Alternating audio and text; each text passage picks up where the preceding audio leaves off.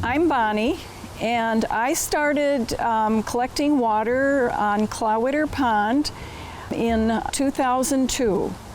When we moved in here, the quality of the water in the pond was very good. You could go swimming in the pond and it had a blue color to it. And as the years went by, about 5 years, I could see that there was a change in the quality of the water, and it really did frighten me. Now that it's part of our property, how can I help to take care of it too? And I'm Haley. I joined Bonnie with the collection 3 years ago. I care about the water in the local pond because I'm very interested in environmental biology. I feel like water quality is something that's very important around the world, and we are very lucky to have the amounts of water around us that we do, and so we should take care of that water. The monitoring all started with Bonnie, the connection we started building about 3 years ago, I'd say. She asked me if I was interested in working with the pond. I love working with the environment. I love being outside. Why not?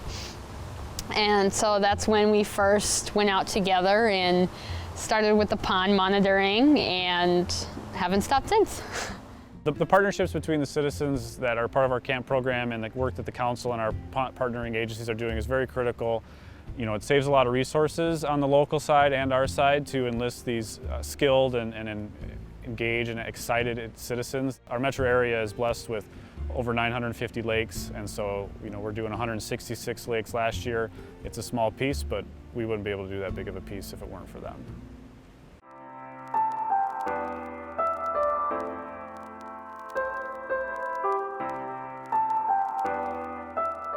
Typically when I go out on the boat, I do my general observations. This includes the amount of wind and the direction it's going, how much cloud coverage there is, the air temperature, watercolor.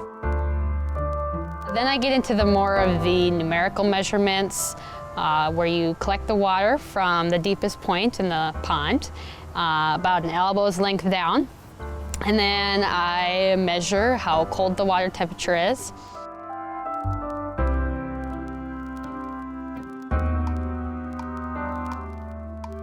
I also do the Secchi disc. The Secchi disc is basically a white round disc that has a long rope attached that also has measurements marked on it. And basically what I do is I drop it in the water and I let it go down, and once it kind of is out of sight, I'll pull it up a little bit, little by little, until I can see it again. And then I'll mark that part on the rope, and then I'll pull it up and count how far down you could see.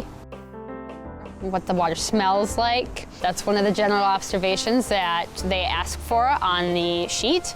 And you can rate it as musty or fishy or any of the general types of smells you would find around bodies of water.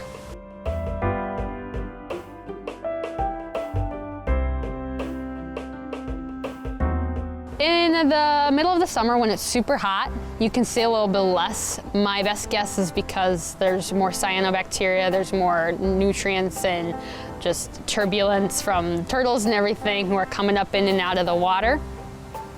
When it's colder, you see a little bit further down. And now we're getting to the point where it's starting to you get to see a little bit more.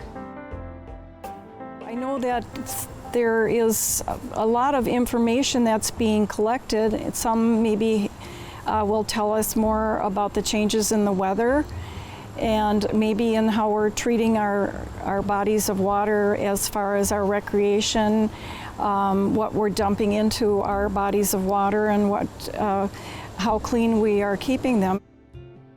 It means a lot for me to be mentoring someone young, somebody who's up and coming in the world and who has an interest in pursuing this as part of her studies. So if I'm concerned about the water now, and I'm concerned about the environment now, I know that we have to get our young people interested in it because they are who is going to be living in this environment in the future.